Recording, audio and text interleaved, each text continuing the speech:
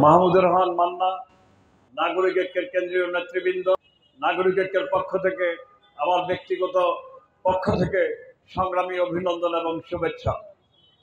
আমি শুরুতেই ৭১-এর মুক্তিযুদ্ধে যারা বুকের রক্ত দিয়ে এই জাতি রাষ্ট্র প্রতিষ্ঠার সংগ্রামে জীবন দিয়ে বাংলাদেশ নামে একটি রাষ্ট্র প্রতিষ্ঠা করেছে, তাদের প্রতি শ্রদ্ধা জানাই।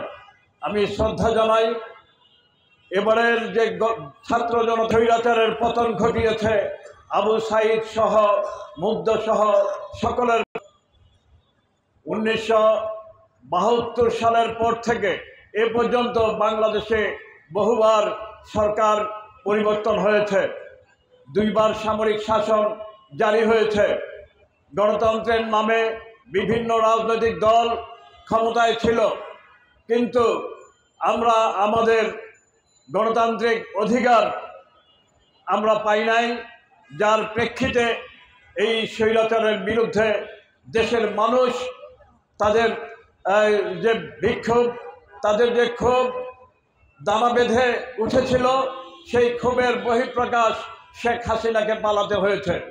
সংগ্রামী বন্ধুগণ, আমরা স্বাধীনতার আমাদের যে আকাঙ্ক্ষা ছিল, আমরা গণতন্ত্র প্রতিষ্ঠা করব, একটি গণতান্ত্রিক রাষ্ট্র ব্যবস্থা আমরা প্রতিষ্ঠা করব।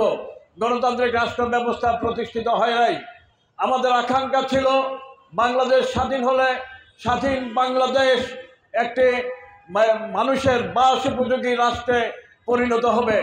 বাংলাদেশ স্বাধীন হলে বাংলাদেশের মানুষ ভোটের অধিকার পাবে। বাংলাদেশ স্বাধীন হলে বাংলাদেশের মানুষ নাগরিক অধিকার, গণতান্ত্রিক অধিকার, নারীরা তাদের ইজ্জত নিয়ে বাঁচার সেই নিশ্চয়তা পাবে। অত্যন্ত দুঃখের বিষয়, এত বছর পরও সেই কাঙ্ক্ষিত আশা আকাঙ্ক্ষা বাস্তবায়িত হয় নাই, যার প্রেক্ষিতে আওয়ামী শাসক গোষ্ঠী যখন ক্ষমতায় আসলেন, সুদীর্ঘ 15 বছর 16 বছর যাবৎ তারা ক্ষমতায় থেকে 14 সালের নির্বাচনের নামে তারা ভোটারবিহীন একটি ডিক্লারেশন দিয়েছে। 153 জনকে তারা নির্বাচিত ঘোষণা করেছে। পৃথিবীর কোনো দেশে এই ধরনের নজির নাই। তারা 18 সালে আরেকটি নির্বাচনের নামে তারা দিনের ভোট দিনে দেওয়ার ব্যবস্থার পরিবর্তে রাতের বেলা পুলিশ দিয়ে, তাদের পেটুয়া বাহিনী দিয়ে তারা 18 সালেও নির্বাচনের নাটক করেছে। তারপর তারা এই যে 24 সালে আপনার জানুয়ারির 7 তারিখ যে নির্বাচনের ঘোষণা দিয়েছিল, নাগরিক ঐক্য সহ বাংলাদেশের গণতান্ত্রিক আন্দোলনের সাথে যারা সম্পৃক্ত ছিল সকল রাজনৈতিক দল এই ঘোষণার বিরুদ্ধে লড়াই সংগ্রাম আন্দোলন করেছে।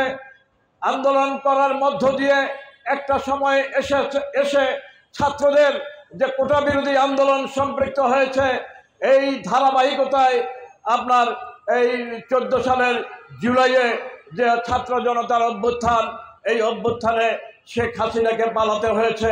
অত্যন্ত ঘৃণার সাথে বলতে চাই, আমরা আগেই শেখ হাসিনাকে বলেছিলাম, গণতন্ত্র দিয়ে মানুষের অধিকার দিয়ে তুমি বিদায় হয়ে যাও, তবু তুমি নিজের ইজ্জত রক্ষা করতে পারবে। আমাদের কথা শোনে নাই শেখ হাসিনা, কারণ চোরায় শোনে না ধর্মের কাহিনী।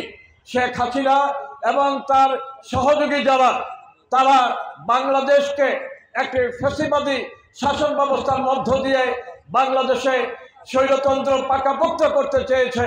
পৃথিবীর ইতিহাসে হিটলার, মুসলিনি, আইয়ুব, ইয়াহিয়া কেউ স্বৈরতন্ত্রকে দীর্ঘস্থায়ী করতে পারে নাই। বাংলাদেশও শেখ হাসিনা পারে নাই। এটা আমাদের সামনে একটি ঐতিহাসিক দৃষ্টান্ত হয়ে থাকবে। এবার যারা ক্ষমতায় আছেন, অন্তর্বর্তীকালীন সরকার, এই সরকারের প্রতি নাগরিক ঐক্য সহ আন্দোলনকারী দলগুলি সমর্থন দিয়েছে।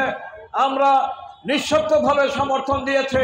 আমরা বলেছি এই সরকার একটি সংস্কার করবেন, এই সংস্কারের মধ্যে তারা মানুষের অধিকার যাতে নিশ্চিত করা যায় সেই ব্যবস্থা তারা প্রতিষ্ঠা করবে। তারা প্রশাসনের বিভিন্ন ক্ষেত্রে সংস্কার করবে। তারা সংবিধানের যতটুকু স্বৈরতন্ত্রের পক্ষে সেইটুকু বাদ দিয়ে সংস্কার করবেন এই সংস্কারের মধ্য দিয়ে তারা খুব স্বল্প সময়ের মধ্যে একটি গ্রহণযোগ্য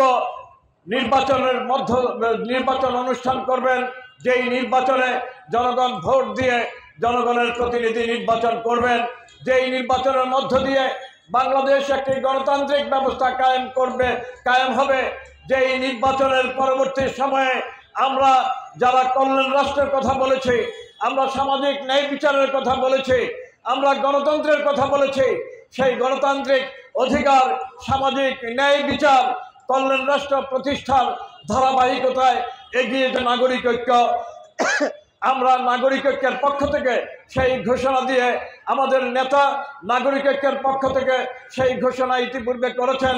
তিনি বলেছেন যতক্ষণ পর্যন্ত স্বৈরতন্ত্র থাকবে ততক্ষণ পর্যন্ত আমাদের আন্দোলন চলবে।